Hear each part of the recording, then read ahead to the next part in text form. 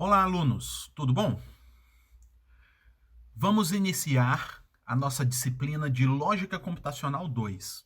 Agora nós vamos começar a entrar no conteúdo em si, tá? Esse é o primeiro conteúdo da nossa disciplina de Lógica. O primeiro conteúdo vai ser sintaxe na lógica proposicional. Então, relembrando, lógica proposicional era aquela lógica mais simples que vocês viram a maior parte do tempo durante a lógica computacional 1. Então, nós vamos ver a sintaxe dessa lógica. Só que lembrando, com um pouco mais de formalismo se comparado com o que vocês viram na lógica computacional 1. Então, vamos lá. Primeiro, qual é a primeira coisa que a gente precisa definir para a gente ter a nossa sintaxe bem definida? A primeira coisa é o alfabeto. O alfabeto são os conjuntos de símbolos que fazem parte da nossa linguagem. Porque para uma linguagem ser bem estruturada, não pode ser qualquer símbolo aceito. Só podem ser aceitos os símbolos que fazem parte do alfabeto da linguagem. É desse jeito no português, no inglês, no espanhol, no alemão, no chinês, no japonês. Não é qualquer símbolo que pode ser utilizado na linguagem. E as linguagens formais também usam esse mecanismo. Então, só é aceito na linguagem, seja uma linguagem formal ou natural, os símbolos que fazem parte do alfabeto dessa linguagem. Se entrar um símbolo que não faz parte desse alfabeto, ele não é aceito. Tá? Então, primeira coisa que nós vamos fazer para entender a sintaxe da lógica proposicional é definir o alfabeto dessa linguagem. Levemente diferente do que a gente imagina intuitivamente como sendo um alfabeto, no alfabeto das linguagens formais, o alfabeto ele é dividido em subcategorias. Nós temos categorias de elementos dentro do alfabeto. Então, nesse alfabeto aqui, nós temos símbolos de pontuação, símbolos de verdade, símbolos proposicionais e conectivos proposicionais. Então, essas 4 categorias fazem parte do nosso alfabeto. Porque quando a gente pensa em alfabeto de português, a gente pensa só das letras. A gente não pensa do alfabeto de símbolos de pontuação, a gente não pensa no alfabeto de símbolos de acentuação, a gente não pensa nesses símbolos também. Mas na linguagem formal, esses símbolos também fazem parte do alfabeto. Tá? Porque só uma sentença, uma expressão numa linguagem só vai ser válida se cada um dos símbolos utilizados nessa sentença fizer parte do alfabeto, além de outras questões que precisam ser satisfeitas. Mas se aparecer um símbolozinho que não faz parte do alfabeto da linguagem, pronto, aquela expressão já não é válida naquela linguagem. Então, se no nosso alfabeto não tiver símbolo de pontuação e a nossa expressão tiver uma pontuação, ele já não é válido. Então, esses símbolos de pontuação também tem que fazer parte do nosso alfabeto. Então, todo símbolo que for aparecer potencialmente na nossa expressão tem que fazer parte do nosso alfabeto. Então, nessa definição que está aí na tela de vocês, nós estamos mostrando uma forma de definir o alfabeto da lógica proposicional. Uma forma porque não existe só uma única forma de definir cada linguagem. Existem variações, existem possibilidades diferentes. E pode ser que mais de uma definição defina exatamente a mesma linguagem ao final. Tá? Então, por enquanto, sim, eu não vou entrar em mais detalhes nisso, porque isso daí já entra no escopo daquela disciplina de linguagens formais e autômatos. Mas, por enquanto, vale a pena vocês saberem apenas que dá para definir uma mesma linguagem de várias formas diferentes. Tá? Não existe só uma forma de definir. Então, essa forma que a gente está definindo é uma forma de definir. Tá? Não é a única, mas é uma delas e é essa que a gente vai utilizar, né, por enquanto. Beleza? Então, o nosso alfabeto ele tem essas quatro categorias que eu mencionei para vocês. Tem os símbolos de pontuação, que são abre parêntese e fecha parêntese. Ah, professor, mas tem uma vírgula e um ponto. Sim, a vírgula e o ponto é eu enumerando os elementos, que nem nos outros lá de baixo eu estou separando cada elemento por vírgula. Então, essa vírgula não é do alfabeto. O que é do alfabeto é o abre parêntese e fecha parêntese. Aí temos símbolo de verdade, true e false. Então, esses dois são os símbolos de verdade. O true, que lá na frente, quando a gente definir adequadamente a semântica dele, ele vai significar a verdade, e o false vai significar a falsidade. Tá? Mas esses símbolos já estão aí para cumprir esse papel lá na frente. Depois temos os símbolos proposicionais, que são as proposições P, Q, R, aí P1, Q1, R1, S1, P2, Q2, R2, S2 e assim por diante infinitamente. Então, com isso eu consigo ter quantos símbolos proposicionais eu quiser, desde que eu coloque o índice adequado embaixo, né? no subscrito da proposição. Beleza? Então, eu não tenho uma limitação de quantidade possível de símbolos proposicionais. Tá? Nessa categoria do alfabeto, nós temos infinitos elementos. E temos os nossos conectivos proposicionais, que aí tem o não, ou, e, o se então e o se somente se. São esses 5 símbolos de conectivos proposicionais que nós temos. Normalmente, vocês podem ver em livros, em sites de internet, em qualquer referência, diferentes representações para o símbolo proposicional do não. Isso é pouco relevante, porque desde que a gente utilize o símbolo proposicional adequadamente com o que foi definido, o efeito vai ser o mesmo. Então, eu utilizar esse símbolo de não que está aí na tela de vocês, ou usar como se fosse um tio, ou usar um traço em cima, que são as 3 formas que eu vejo com mais frequência a escrita do não na linguagem de lógica, não faz diferença entre eles. Tá? É só não confundir. Tá? É só não misturar os símbolos numa mesma linguagem. Na nossa linguagem aqui, a gente vai usar esse símbolozinho aí para o não. Tá? Poderíamos utilizar aquele tio antes? Poderíamos também, não faria diferença nenhuma. Mas a gente tem que escolher um. E nesse caso eu escolhi esse símbolo. Certo? E para a gente formar uma fórmula da nossa linguagem, nós vamos ter que juntar esses símbolos adequadamente. Não é juntar de qualquer jeito. Tá? A gente vai concatenar esses símbolos seguindo algumas regras, que aí, se nós concatenarmos esses símbolos seguindo as regras adequadamente, aí sim nós vamos ter uma fórmula. Tá? Da mesma forma que o nosso alfabeto tem um conjunto de letras. Se nós juntarmos as letras adequadamente, a gente forma uma palavra. Não é simplesmente misturar qualquer letras juntas que vai virar uma palavra. Não, às vezes não vira uma palavra.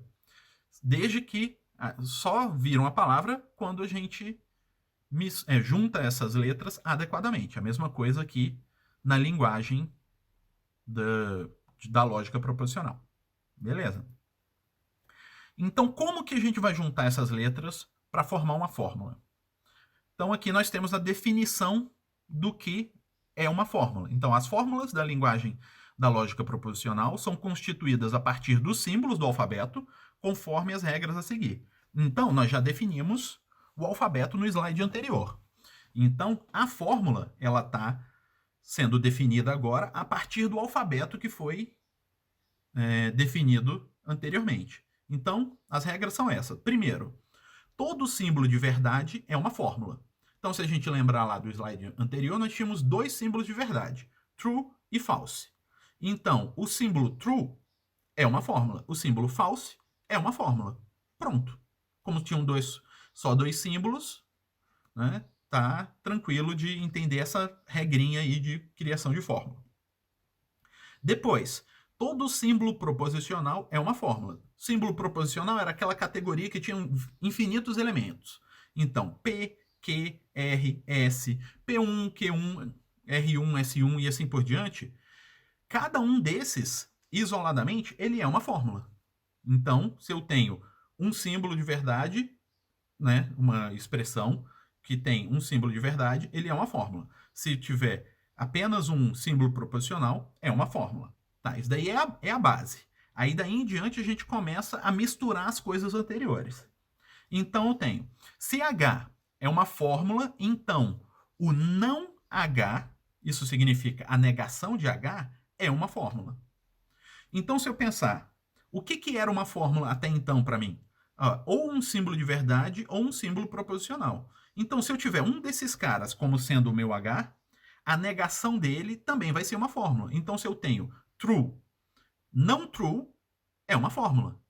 Se eu tiver um símbolo proposicional, P, por exemplo. Aí agora, se eu tiver negação de P, é uma fórmula. Então, eu pegar um símbolo proposicional e negar, eu vou ter uma fórmula. Então, da mesma forma, se eu tenho o não P é uma fórmula, eu pegar esse não P e negar ele de novo, continua sendo uma fórmula. Então, não P é uma fórmula. E assim por diante. Porque desde que do momento que eu tenho uma fórmula, eu negar uma fórmula, aquilo continua uma fórmula. Certo? É isso que essa regra está dizendo. E a gente tem que prestar atenção num detalhe. Eu estou colocando aí o não H com parênteses em volta dele. O parêntese faz parte da fórmula. Então, quando eu falei o não H, era o não H com parênteses em volta dele. Tá? Mais para frente, a gente vai dar um pouquinho mais de atenção a essa questão dos parênteses. Mas, por enquanto, eu só preciso que vocês lembrem que quando eu for criar uma fórmula a partir da negação, é obrigatório que tenha o parêntese em torno dessa negação. Tá? Abre parêntese e fecha parêntese. Depois, se eu tenho H e G, que são fórmulas, então H ou G é uma fórmula. Que ela é chamada, né, essa fórmula é chamada de disjunção das fórmulas H e G. É só para vocês saberem qual é o nome dessa operação, né, dessa situação em que eu coloco o ou de duas fórmulas. É uma disjunção. Mas revisar, né, porque vocês já viram isso na lógica computacional 1. Então, novamente, se eu tenho duas fórmulas, vamos supor, se eu tenho true, que a gente falou que é fórmula, e eu tenho não P, que a gente falou também que era uma fórmula. Então, se eu pegar isso e juntar essas duas fórmulas utilizando o ou, eu vou ter true ou não P. E isso vai ser uma fórmula também. Então, eu pego duas fórmulas e as junto utilizando o ou, eu continuo tendo uma fórmula. Certo? Aí, do mesmo jeito, na regra seguinte, eu vou ter, se H e G são fórmulas, então H e G é uma fórmula. E essa fórmula é chamada de conjunção das fórmulas H e G. Então essa é a mesma regra. Se eu tenho duas fórmulas, eu junto com a conjunção, com o operador lógico e o resultado vai ser uma fórmula também. Lembrando, os parênteses acompanham essa criação dessa fórmula. Então, ele está sempre ali junto. Em seguida, se H e G são fórmulas, então, se H, então G também é uma fórmula.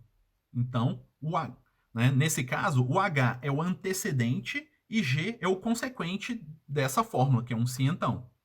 Então, eu criei uma nova fórmula a partir de duas anteriores, agora usando o se então. E para o se somente se é a mesma coisa.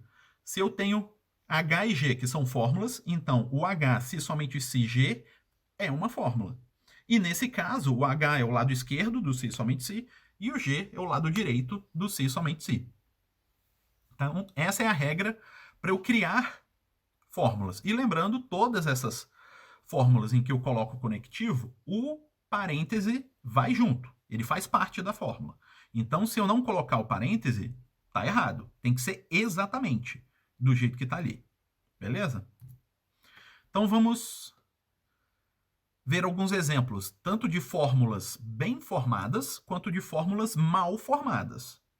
Tá? Fórmulas bem formadas são junção de caracteres que seguem a regra que a gente viu anteriormente, no slide anterior.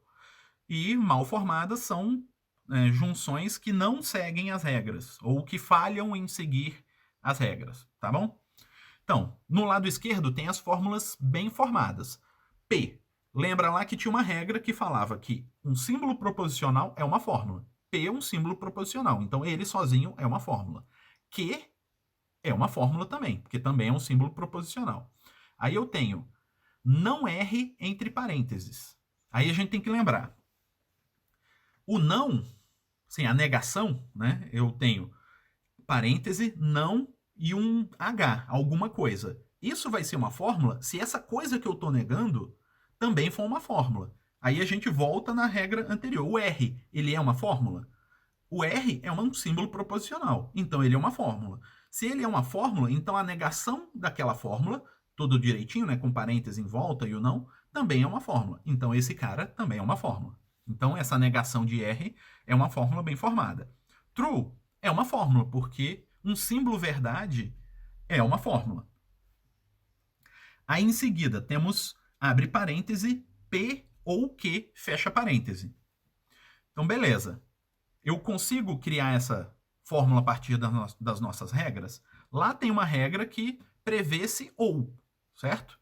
Então eu tenho a fórmula do ou, né? A regra que cria a fórmula do ou, e ela vai ser uma fórmula se o que está antes no ou, né? As duas fórmulas que estão fazendo a disjunção, a de antes e a de depois, são fórmulas também. Então, se P for uma fórmula e Q também for uma fórmula, então esse P ou Q também vai ser uma fórmula. P é uma proposição, então é uma fórmula. Q é uma proposição, então é uma fórmula. Então isso vai ser uma fórmula, certo? Aí na de baixo temos a negação do P ou Q. Então nós temos parêntese, a negação de uma fórmula. Por coincidência, nós já acabamos de ver que essa fórmula aí que está sendo negada, ela é uma fórmula de verdade, porque a gente analisou na linha anterior. Então, se eu estou negando um H, né, alguma coisa que é uma fórmula, a negação daquilo, se tiver o não e os parênteses fechando, é uma fórmula também. Então, ele também é uma fórmula. Aí, na linha de baixo, nós temos P, abre parêntese, P ou Q, fecha parêntese, se então, false, fecha parêntese. Isso é uma fórmula? Então a gente tem que analisar. O que eu tenho ali, mais por fora, é um se então. Então eu tenho que entender se esse se então é uma fórmula. Para ele ser uma fórmula, o antecedente tem que ser fórmula e o consequente tem que ser fórmula. O antecedente a gente já viu que é fórmula, porque foi um desses que a gente conferiu anteriormente. Então P ou Q, com os parênteses, é uma fórmula. Aí a gente tem que ver, o consequente é uma fórmula?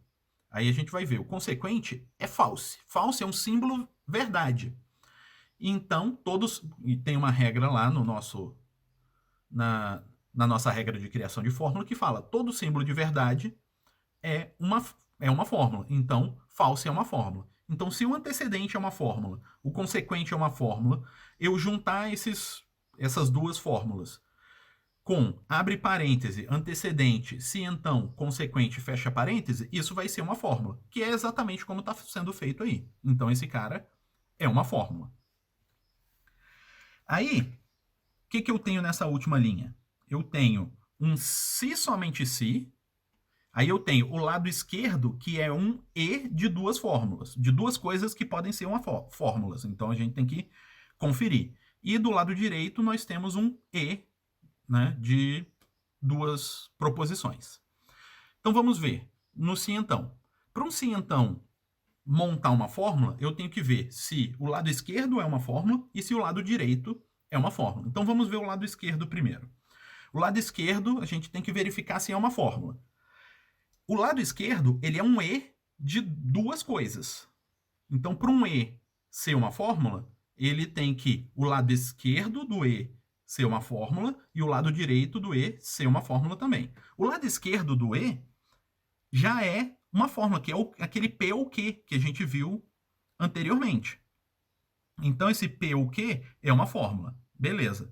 Do lado direito do E, eu tenho o não R, que a gente viu lá em cima, que também é uma fórmula. Então, cada um desses lados do E é uma fórmula. Então, se eu juntar esses dois lados e botar um parêntese em volta, isso vai ser uma fórmula. Então, o lado esquerdo do se, somente se, é uma fórmula, porque tem o não R, o P, tem o P ou Q, tem o R, né, ligados pela conjunção, e o parêntese em volta. Então, desde o parêntese em volta, né, todo ali no P ou Q, né? Abre parêntese, P ou Q, fecha parêntese, E, abre parêntese, não R, fecha parêntese, tudo isso é uma fórmula, que é o lado esquerdo do se somente se. Aí do lado direito do se somente se, o que a gente tem?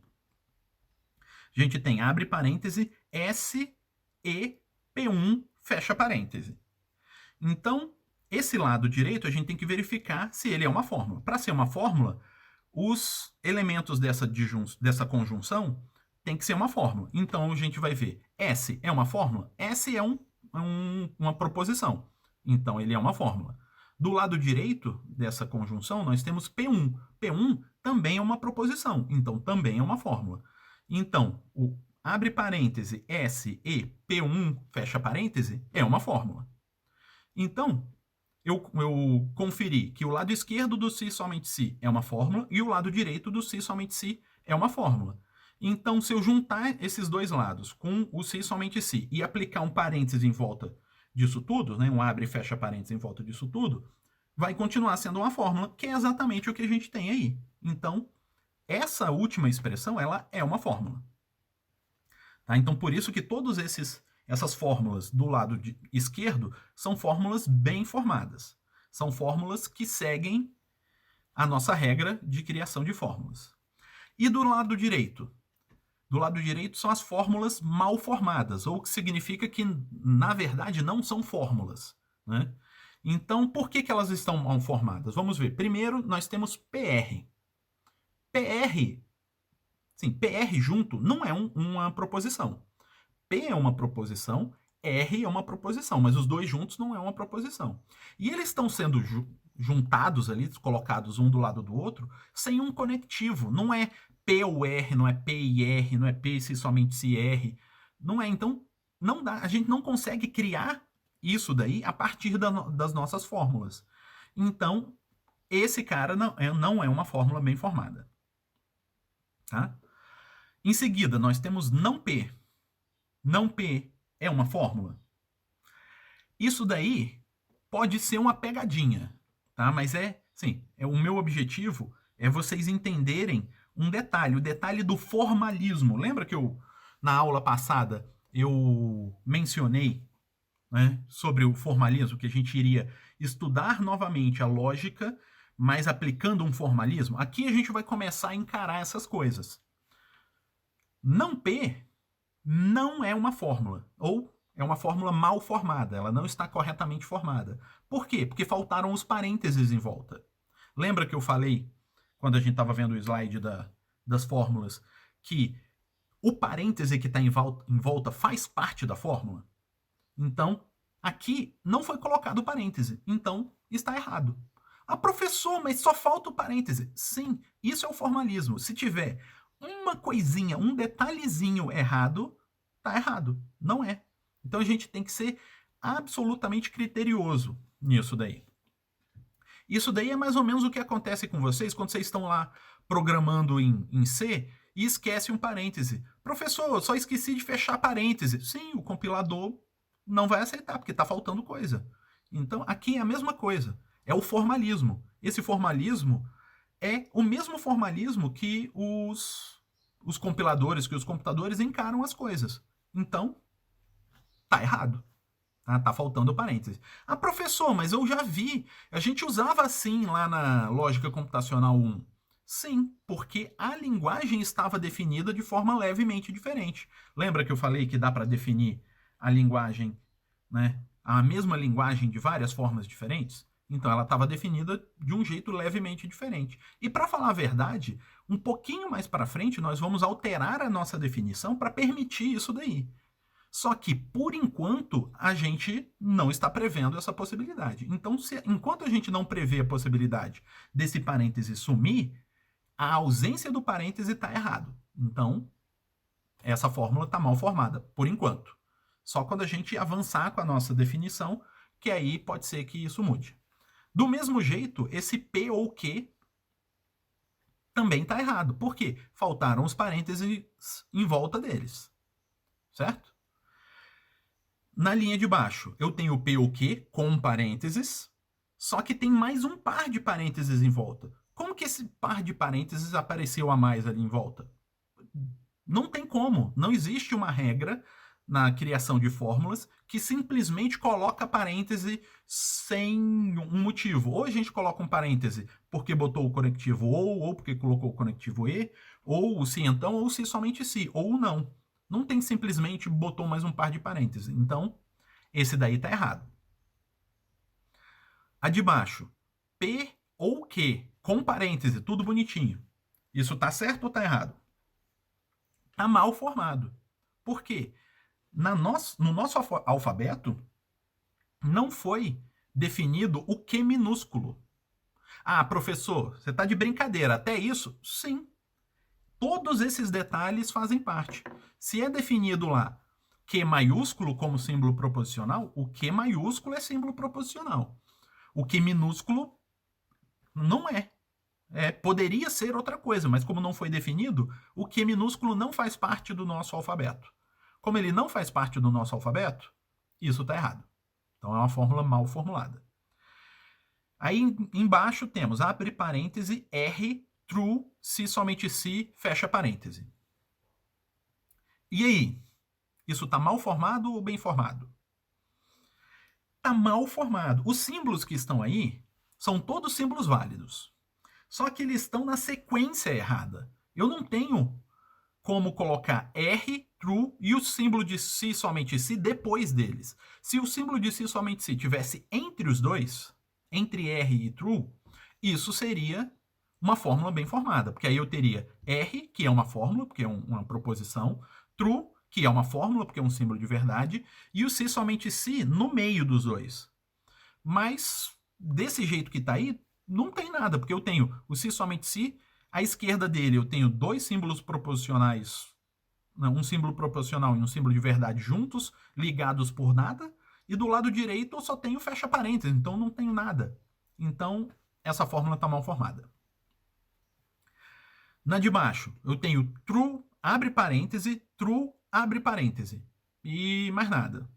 Isso tá errado. Primeiro eu estou abrindo dois parênteses e não estou fechando nenhum. Né? E mesmo que se fosse abre parêntese, true, fecha parêntese, só isso também seria mal formada, porque eu não consigo simplesmente colocar um par de parênteses em volta de alguma coisa sem botar um conectivo junto. Então poderia ser um não true entre parênteses. Aí poderia até ser, mas não é isso que está ali, então tá errado.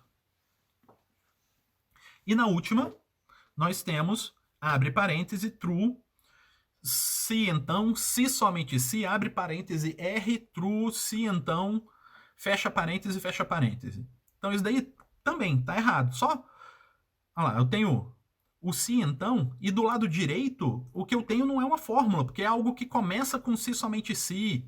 E dentro do parêntese lá tem R, true, se então, que é um erro parecido com o que a gente viu 2 linhas atrás, só que era com se somente se. Então, tá todo errado essa fórmula. Então, isso não é uma fórmula. Então, do lado esquerdo, nós temos as fórmulas bem formadas, são as fórmulas que fazem sentido, e do lado direito, as fórmulas mal formadas, que são as fórmulas que não fazem sentido, que estão erradas, que na verdade não são fórmulas. Né? Então, beleza. Então, avançando mais um pouquinho, a gente vai falar daqueles parênteses que eu mencionei com vocês. Que tem um monte de parênteses ali que vocês estavam acostumados a não usar. Então, dá pra gente não usar esses parênteses? Dá.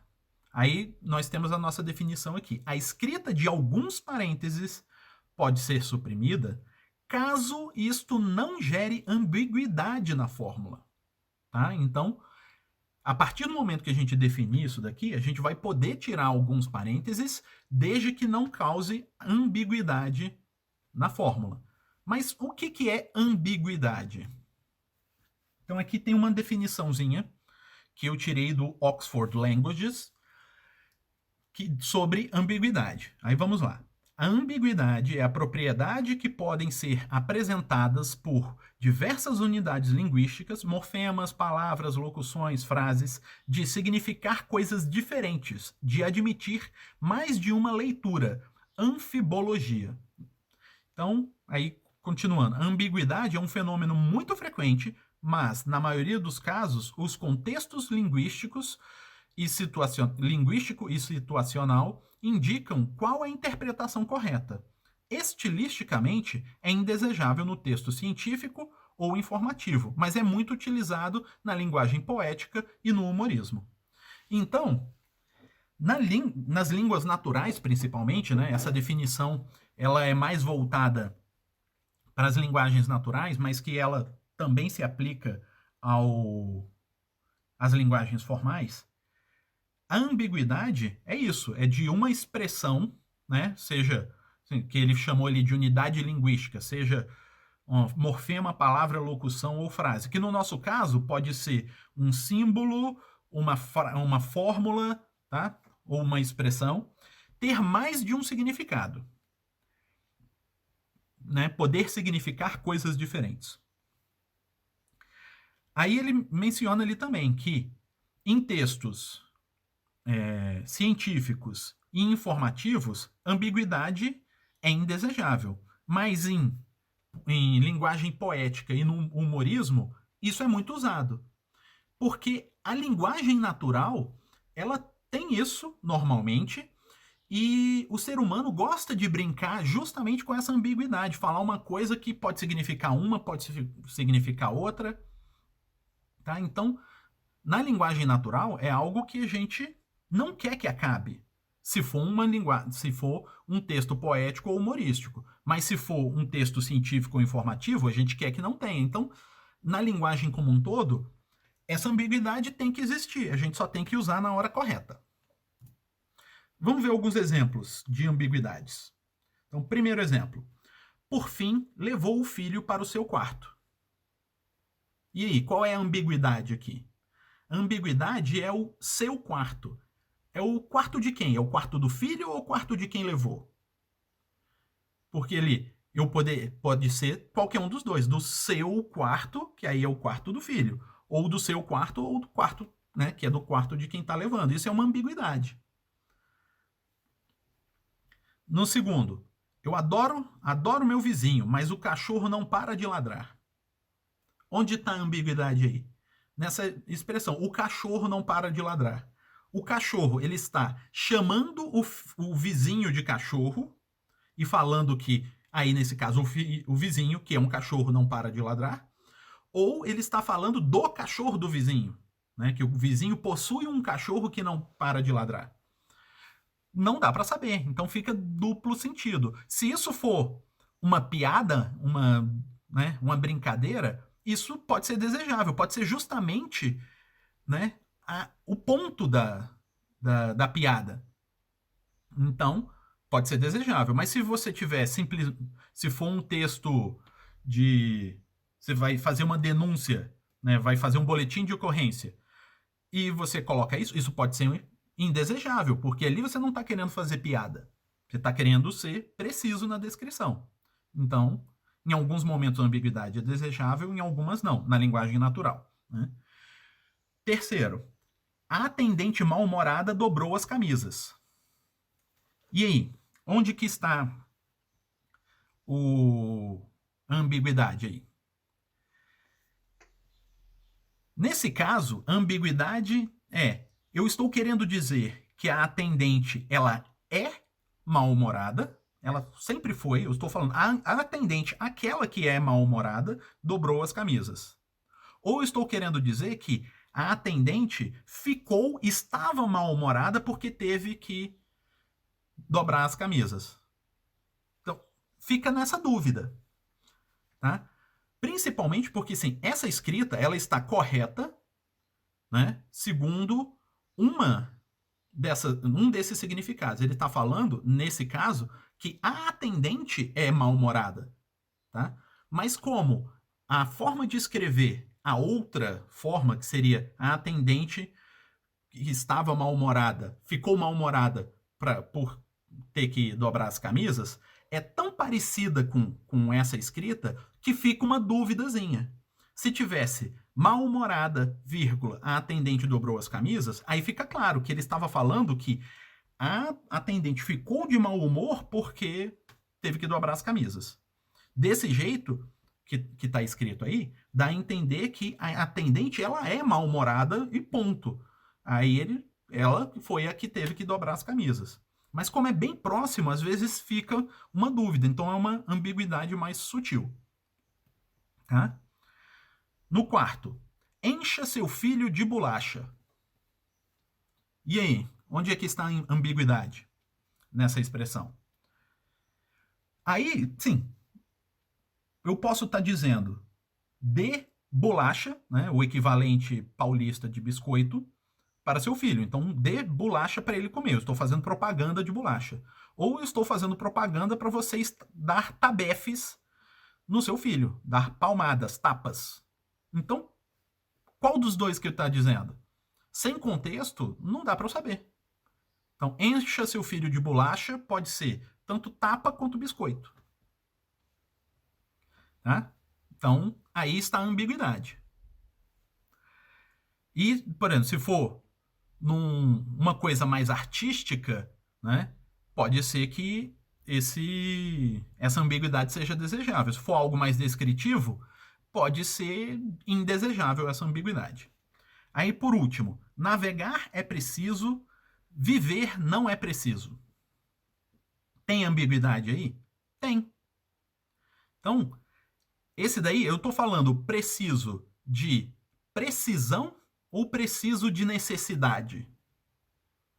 Eu estou falando que navegar é necessário e viver não é necessário? Ou eu estou querendo falar que navegar é exato, preciso, né? E viver não é exato, não é preciso? Sim. Em momento nenhum dá para você ter certeza de um significado ou outro. E o interessante é que existe significado e um significado válido que pode ser transmitido em qualquer uma das duas interpretações. Se eu pensar que navegar é exato e viver não é exato, eu estou falando que quando você navega, você sabe, se eu apontar para lá, navegar por tanto tempo, eu vou chegar em tal lugar. Porque é exato, é preciso. Viver não é preciso, não é exato. Eu não tenho como falar, tá, se eu fizer isso por tanto tempo, eu vou conseguir um emprego. Ou se eu fizer assim por tanto tempo, eu vou conseguir namorar com tal pessoa. Não é preciso. E é verdade, faz sentido isso. E se for o outro, tipo, navegar é necessário e viver não é necessário. A pessoa pode estar falando que navegar no sentido de aproveitar, conhecer, explorar, é necessário para o espírito humano. E viver naquela coisa de se manter vivo, só de simplesmente comer, beber, dormir e depois continuar de novo, não é necessário. Você precisa mais alimentar o seu espírito, né, o seu espírito de curiosidade, de exploração, do que simplesmente manter o corpo funcionando mero e simplesmente. Também é válido. Então, a poesia desse trechinho pequenininho está justamente nisso.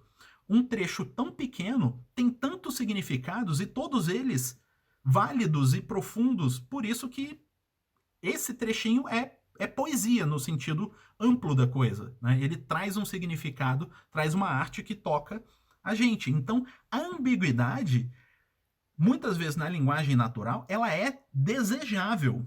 A beleza, a arte nessa última, talvez exista justamente por conta da ambiguidade. Se essa mesma poesia escrita sem ambiguidade poderia não ser tão poética quanto o mesmo trecho com a ambiguidade.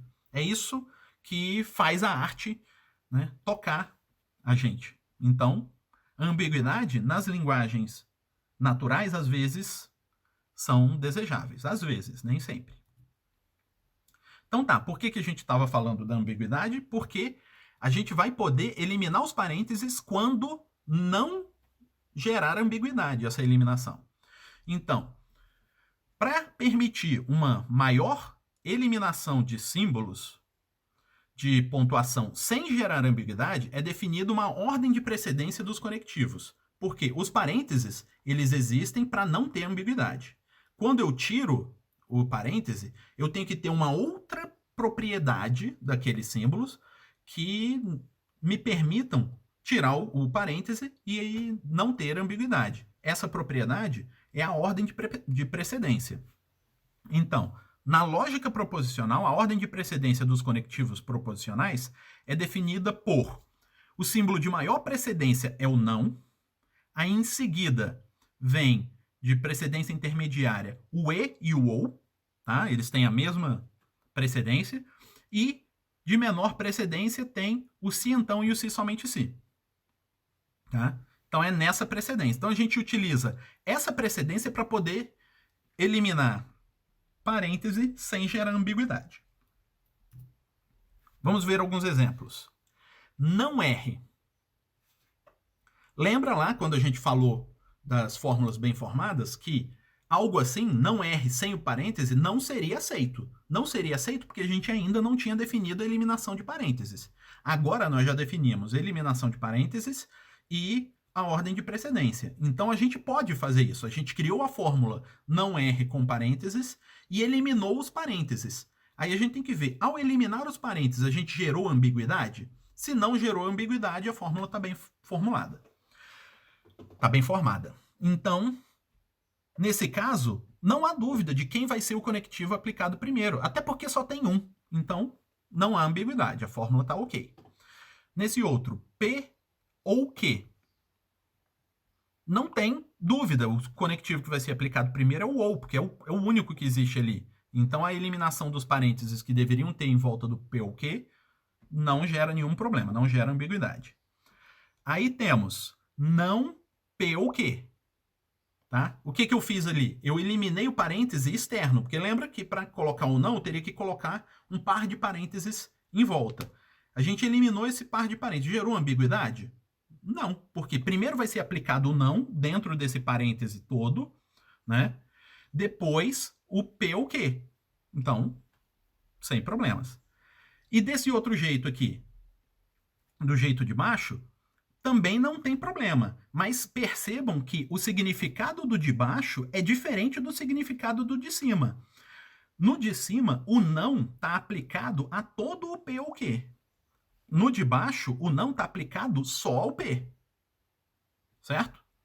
Então, não tem ambiguidade aí. O que a gente não pode fazer é eliminar o parêntese de cima, achando que a expressão de baixo vai significar a mesma coisa, e não significa. Tá?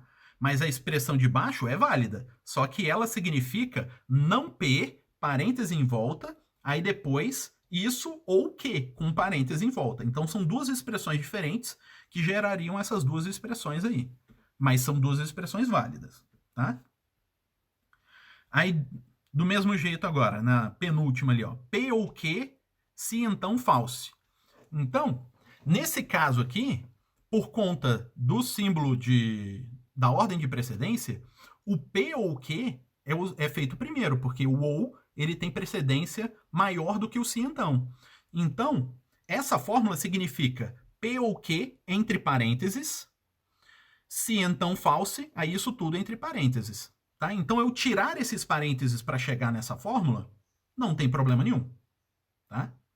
E na de baixo, na última, a mesma coisa, só que aí eu tenho que prestar atenção. Como eu tenho no lado esquerdo do se somente se, eu tenho ou e e, eu não posso tirar mais um parêntese, porque senão, como o ou e e tem a mesma precedência, eu não vou saber qual que é primeiro. Eu não vou saber se é P ou Q e não R, ou se é P ou Q e não R. Então, o último parêntese vai ter que ficar, para eu não gerar essa dúvida, essa ambiguidade. Mas fora isso, do jeito que está ali, eu posso manter arrancar todos os outros parênteses. Beleza? Nós precisamos também criar um elemento, uma propriedade, que é muito útil para a gente provar coisas na lógica proposicional, utilizando indução matemática. Se vocês lembram lá da disciplina de matemática discreta, vocês aprenderam indução matemática para provar que alguma característica, alguma propriedade matemática. Na lógica proposicional, às vezes a gente vai precisar provar alguma coisa. E a indução matemática vai ser bem útil. Mas para isso, a gente precisa associar a uma fórmula um número para a gente conseguir aplicar a indução matemática.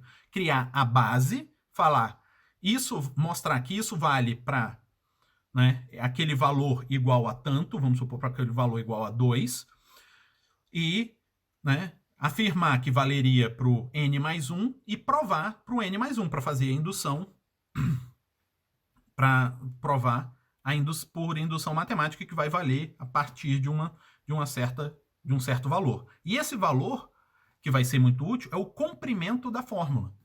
Então, por isso que é definido essa propriedade do comprimento de uma fórmula. Então, se eu tenho H e G, que são fórmulas da lógica proposicional, o comprimento de uma fórmula é definido desse jeito. Ó. Se H é um símbolo proposicional ou um símbolo de verdade, então o comprimento de H é 1.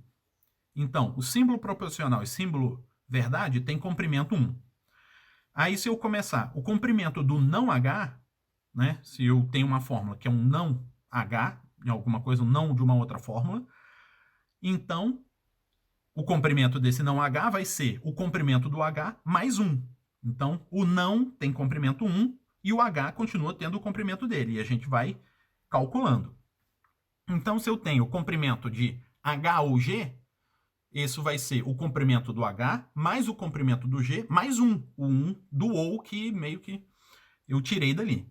Mesma coisa para o H e G. Então, para o H, se somente se G, e para o H, se então G.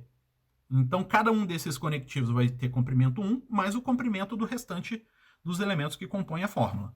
Beleza? Então, vamos ver alguns exemplos. Comprimento de P. P é uma proposição, então ele tem comprimento 1. Comprimento de Q é 1 também. Comprimento de true é um símbolo de verdade, então é 1 também. Aí a gente começa o comprimento de não R. Então, lembrando lá da fórmula, né, do slide anterior, comprimento de não R, ele vai ser o comprimento de R mais 1. Aí a gente vai ver, comprimento de R. R é uma proposição. Então, vai ser 1 mais 1, que dá 2. Então, comprimento de não R é 2. Aí, comprimento de P ou Q. Eu tenho comprimento de P ou Q, é o comprimento de P mais o comprimento de Q mais 1, que nem estava nenhuma das regras lá do comprimento da fórmula. Aí eu vou ter que calcular quanto que é o comprimento de P, quanto que é o comprimento de Q. Mas a gente já viu lá nos dois primeiros desse exemplo, que é 1 o comprimento de P e 1 o comprimento de Q. Então, vai ficar 1 mais 1 mais 1, que é 3. Beleza? Aí agora, comprimento de não P ou Q. Então, comprimento de não alguma coisa é o comprimento dessa coisa mais 1. Então, é o que a gente colocou ali logo em seguida. Aí, na linha de baixo, a gente continuou. Que aí eu preciso calcular o comprimento de P ou Q. Então, comprimento de P ou Q vai ser comprimento de P mais o comprimento de Q mais 1, mais o 1 que eu tinha na aula, na linha anterior. Somando tudo, comprimento de Q a gente sabe que é 1, comprimento de P é 1 também. Então, vai dar 1 mais 1 mais 1 mais 1, que dá 4, que é o que está ali. E depois, comprimento de P ou Q, se então falso. Então, eu tenho o comprimento, né, de uma fórmula que é um se então. Então, lá na expressão de comprimento de fórmula, a gente vai ver que vai ser o comprimento do antecedente mais o comprimento do consequente mais 1, que nem está aí em seguida. Comprimento de P ou Q mais comprimento de falso mais 1. Aí eu preciso calcular o comprimento de falso. Comprimento de P ou Q. Então vai dar comprimento de P mais comprimento de Q mais 1. False, a gente, né, sabe que false é um símbolo de verdade, então o comprimento dele é 1. Então vai dar 1 mais 1, que é o 2 que a gente colocou ali embaixo. Então vai dar comprimento de Q, que é 1, comprimento de P, que é 1, mais 1 mais 2, vai dar 5, que é o que está ali.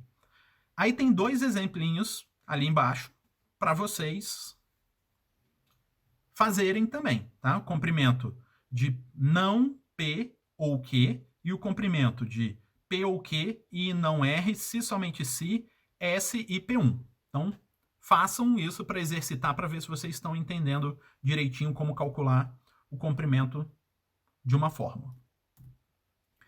E por último, nessa aula, nós vamos ver subfórmula. Tá? Então, se H é uma fórmula de uma lógica proposicional, uma subfórmula de H é definida por. Então, ó, se H é uma subfórmula, H é uma subfórmula de H. Então, qualquer coisa é subfórmula dela mesma. Qualquer fórmula é subfórmula dela mesma. Beleza?